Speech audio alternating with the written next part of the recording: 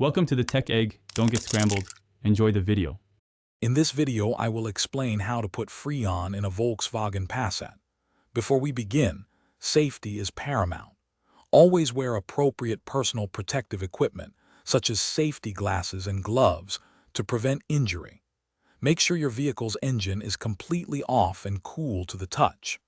This ensures a safe working environment as we prepare to locate the low-pressure service port on your Passat's air conditioning system.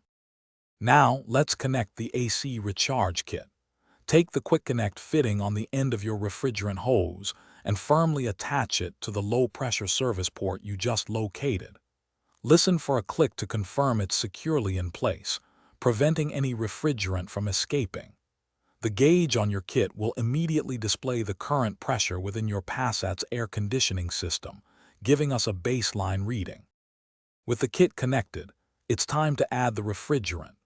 Start your Volkswagen Passat's engine and set the air conditioning to its highest fan speed and coldest temperature.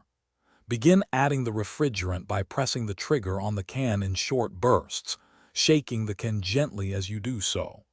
Continuously monitor the pressure gauge on your kit to ensure you do not overfill the system, which can cause damage. After adding the refrigerant, check the air coming from your Passat's vents to confirm it's cold. The low-side pressure gauge should ideally read between 25 and 45 psi for optimal performance. Once satisfied, quickly disconnect the recharge hose from the low-pressure port to prevent any unnecessary refrigerant loss. You can now enjoy the refreshing, cool air from your newly recharged air conditioning system. Thanks for watching. Consider subscribing if I helped unscramble your problems.